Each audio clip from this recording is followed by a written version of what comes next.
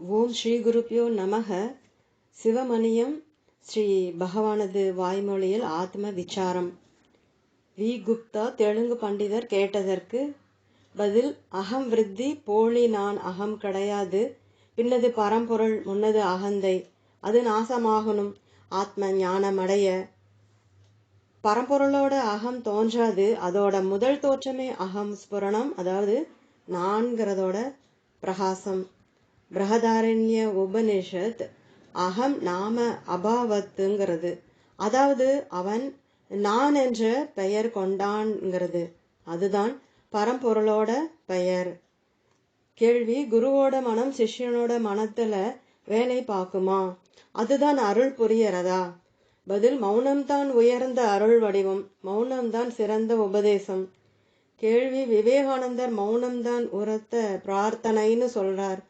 பதில்: சிஷ்யனோட உரத்த பிரார்த்தனைக்கு உரத்த உபதேசம்தான் குருவோட மௌனம்.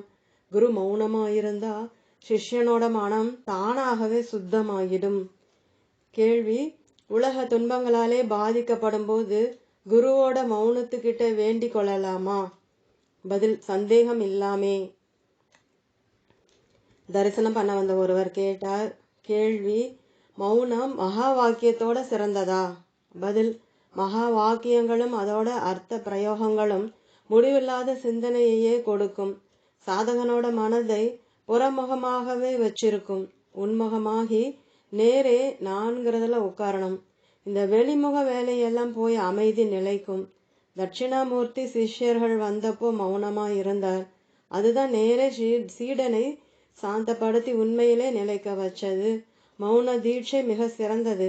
அது எல்லா தீட்சையையும் உள்ளடக்கினது. ஒரு அமெரிக்கர் கேட்டார். கேள்வி: நான் எல்லாம் ஒன்னு நம்புறேன், ஆனாலும் ஜீவன் மாயையில தான் இருக்கும்.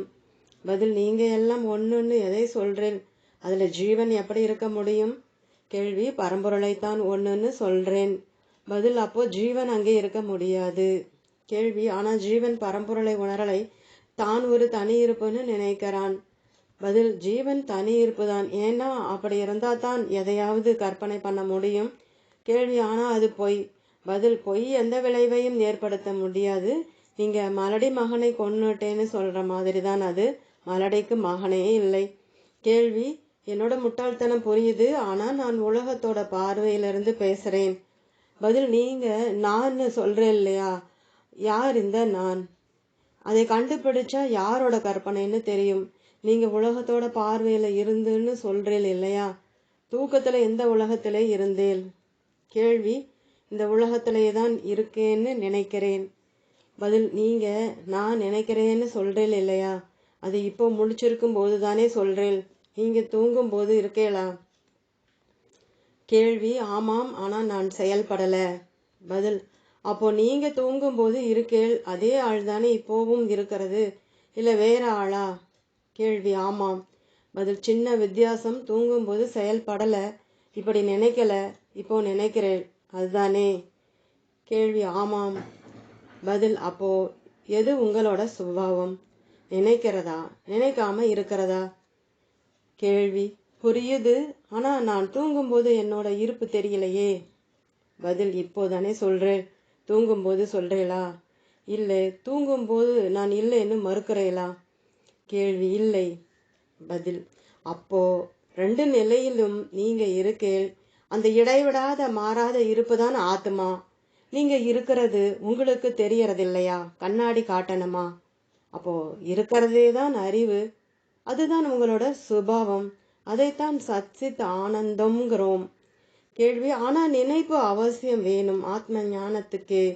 பதில்: அந்த நினைப்பையெல்லாம் எப்படி போக்குறதுக்காகத்தான். கேள்வி: என்னோட அஞ்ஞானத்தாலே நான் பரம்பொருளோட இருப்பையும் பரமார்த்த அறிவையும் உணரலை. பதில்: யார் இந்த நான்? யாரோட அறியாமை?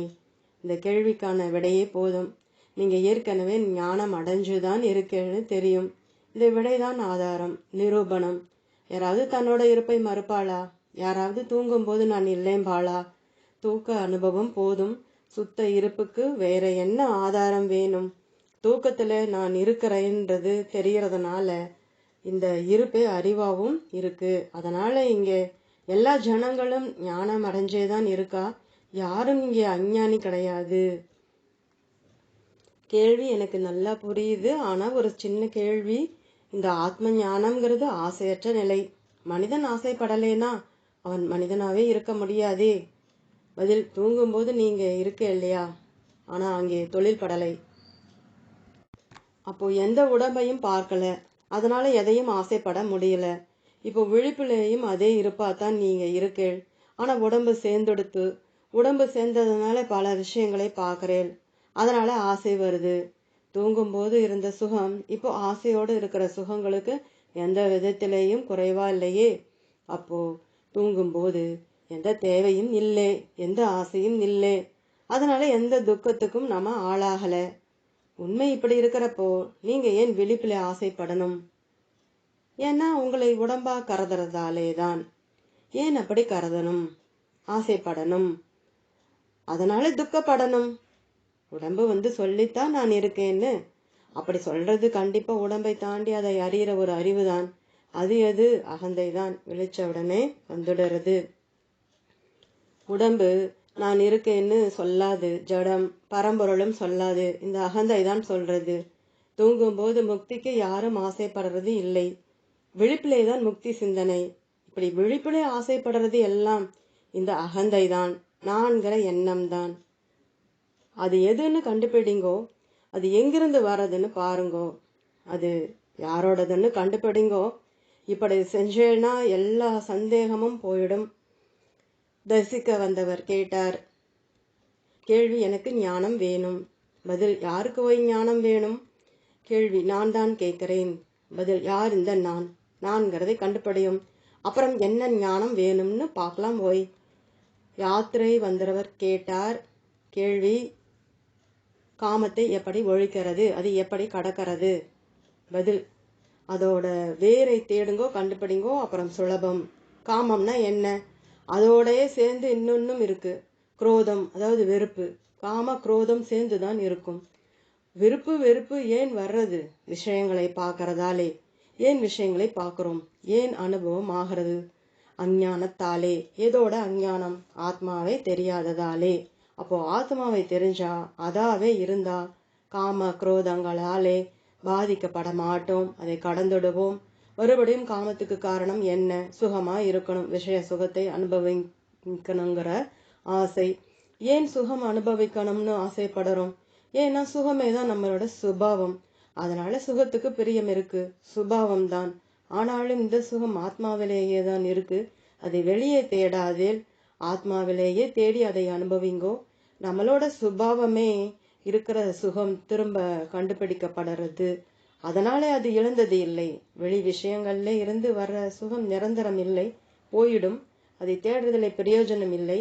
விஷய இச்சை அனுபவிச்சு போக்கிக்க முடியாது. அது நெருப்பை பெட்ரோல் ஊற்றி அணைக்கிறது மாதிரி, அது முடியாது. அனுபவிச்சா போயிடும்னு நினைக்கிறது முட்டாள்தனம். அடக்க நினைக்கிறது அதை விட முட்டாள்தனம். சாத்வீக ஆகாரம், விரதம், யோக பயிற்சி, மருந்து, இதெல்லாம் அடக்கிறதுக்கான வழிமுறைகள்.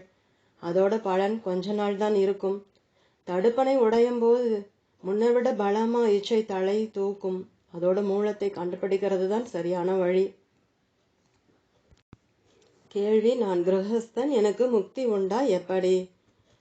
பதில், குடும்பம்னா என்ன, யாருடைய குடும்பம்? இதுக்கு பதில் தெரிஞ்செடுத்துன்னா மற்ற கேள்விக்கு பதில் அதிலேயே அடங்கி இருக்கு. நீங்க குடும்பத்துல இருக்கேளா, இல்ல குடும்பம் உங்ககிட்ட இருக்கா? நீங்க யார்? உங்களுக்கு 3 நிலை இருக்கு, விழிப்பு, தூக்கம், கனவுன்னு. அதிலே தூக்கத்திலே குடும்ப பந்தம் எதுவும் இல்லை, அதனாலே அங்கே எந்த கேள்வியும் இல்லை. இப்போ குடும்பம் கட்டு எல்லாம் இருக்கு, அதனால விடுபடணும்னு சொல்றேன். ஆனா 2 நிலைமையிலேயும் நீங்க ஒரே ஆள்தானே. கேள்வி, இப்போ குடும்பம் பந்தம் எல்லாம் இருக்கிறதுனாலே நான் முக்தி தேடணும் இல்லையா? பதில், சரிதான், நல்ல யோசனை பண்ணி சொல்லுங்கோ. நீங்க குடும்பத்திலே இருக்கேளா, இல்லை குடும்பம் உங்களிடம் இருக்கா? முதல்ல குடும்பம்னா என்ன? கேள்வி, எனக்கு மனைவி இருக்கு, குழந்தைகள் இருக்கு, அதுதான் என் குடும்பம். பதில், இவாதான் உங்களை பந்தப்படுத்துறாளா, இல்லை நீங்க அவளோட பந்தப்பட்டுக்கிறேளா? அவ சொன்னாளா, நாங்க தான் குடும்பம், உன்னை பந்தப்படுத்துறோம்னு, இல்லை நீங்க சொல்றேளா? கேள்வி, நான் தான் அவங்க என் குடும்பம்னு சொல்றேன், அவங்களோட பந்தப்படுத்திக்கிறேன். பதில், சரி, நீங்க தான் இன்னார் என் மனைவி, இன்னார் என் குழந்தைகள்னு நினைச்சுக்கிறேன். அதே மாதிரி நீங்க தான் அவளுக்கு பொறுப்புன்னு நினைக்கிறேன். இதெல்லாம் உங்களோட நினைப்பு தான். நீங்க இருக்கிறதாலே தான் இந்த நினைப்பெல்லாம் வர்றது. இந்த நினைப்புகளை நீங்க வளர்க்கலாம், இல்லை விரட்டலாம். வளர்த்தா பந்தம், விரட்டிட்டா முக்தி. கேள்வி, எனக்கு புரியலை. பதில், நீங்க நினைக்கணும்னா நீங்க இருக்கணுமே. நீங்க இதை நினைக்கலாம், இல்லை வேற எதையாவது நினைக்கலாம். நினைப்பு மாறும், ஆனா நீங்க மாற மாட்டேல். மாறுகிற நினைப்பை பிடிக்காதேல். மாறாத உங்களை படிச்சுக்கோங்கோ. நினைப்பு தான் பந்தப்படுத்துறது. அது போயிடுத்துன்னா முக்தி. பந்தம் வெளியே இல்லை, அதனால முக்தியை வெளியே தேட தேவையில்லை. அது உங்களோட நினைப்பை பொறுத்தது. பந்தப்பட்டுக்கலாம், இல்லை நினைப்பை ஓய்ச்சிட்டு முக்தி அடையலாம். கேள்வி, நினைக்காம இருக்கிறது ரொம்ப கஷ்டமே. பதில், யாரும் உங்களை நினைக்காம ஜடமா இருக்க சொல்லல. நினைப்போட மூலத்தை நினைன்னு தான் சொல்றோம். அதை தேடுங்கோ, அதை கண்டுபிடிங்கோ. அதை கண்டுபிடிச்சிட்டா நினைப்பு அதுவா போயிடும். அதுதான் பந்தத்திலே இருந்து முக்தி. கேள்வி, எனக்கு புரியுது, அதை பிடிச்சுக்கிட்டேன். குரு அவசியமா? பதில், உங்களுக்கு நீங்க ஒரு ஆசாமிங்கிற நினைப்பு இருக்கிற வரைக்கும் குரு வேணும். குரு உங்களுக்கு எதுக்குன்னா, நீங்க எந்த காலமும் பந்தப்படவே இல்லை, எப்பவும் நீங்க முக்தி அடைஞ்சேதான் இருக்கேன்னு காட்டுறதுக்கு. தொடரும்.